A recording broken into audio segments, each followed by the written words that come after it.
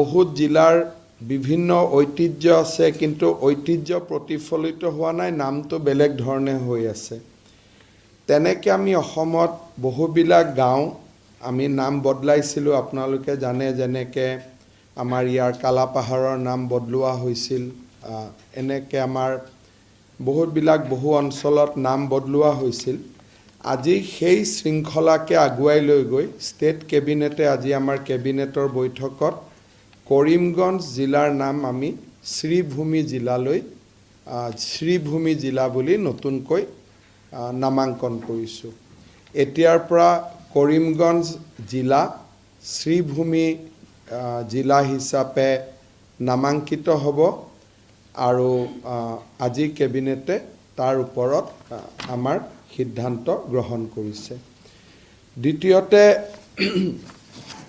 কেবিনেটত আজি আমাৰ পঞ্চায়ত নিৰ্বাচন লৈ খুব বিতংকৈ আলোচনা হয় আৰু পঞ্চায়ত নিৰ্বাচনৰ ভোটাৰ তালিকা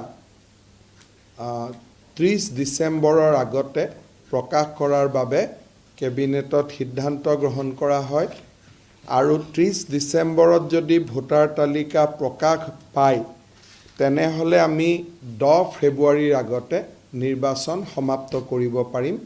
নিৰ্বাচনৰ শিডিউল 30 ডিচেম্বৰত ভোটাৰ তালিকা প্ৰকাশ কৰা হ'ব আৰু জানুৱাৰী মাহৰ প্ৰথম সপ্তাহতে নিৰ্বাচন ঘোষণা কৰা হ'ব। নিৰ্বাচন 2টা পৰ্যায়ত অনুষ্ঠিত কৰা হ'ব। আমাৰ লক্ষ্য থাকিব যাতে 10 ফেব্ৰুৱাৰীৰ আগতে গোটেই নিৰ্বাচনৰ প্ৰক্ৰিয়াটো শেষ হৈ যায়।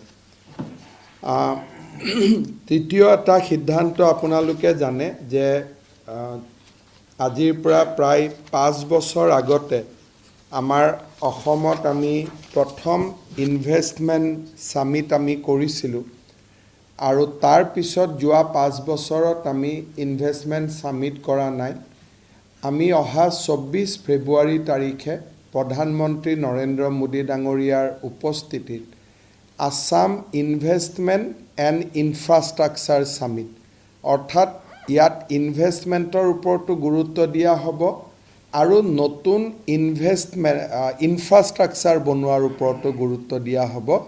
Assam investment and infrastructure summit যিখন দ্বিতীয় হ'ব, প্ৰথমখন অকল ইনভেষ্টমেণ্টৰ ওপৰত গুৰুত্ব আছিলে, আমাৰ দ্বিতীয় যিখন সামিট হ'ব সি ইনভেষ্টমেণ্টো থাকিব, ইনফ্ৰাষ্ট্ৰাকচাৰো থাকিব।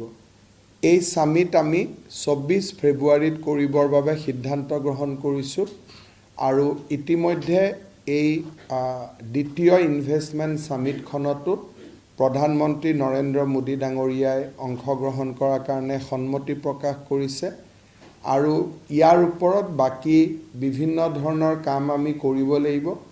ভাৰতৰ বা বিদেশৰ বিভিন্ন জাগাত ৰোড শ্ব' আদি হ'ব। আমি বিদেশৰ কম্পোনেণ্টটো খুব কম ৰাখিব খুজিছোঁ। যোৱাবাৰ আমি বিদেশত বহুতকেইটা জাগাত গৈছিলোঁ, কিন্তু এইবাৰ আমি বিদেশৰ কম্পোনেণ্টটো কম ৰাখি দেশৰ মূল চহৰবিলাকত আমি যিটো ৰোড শ্ব' আদি কৰিম আৰু 24 ফেব্ৰুৱাৰী তাৰিখে আমাৰ মেইন সামিটখন হ'ব।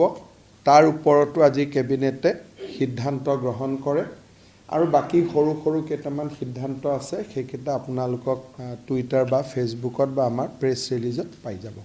কিবা যদি আপোনালোকে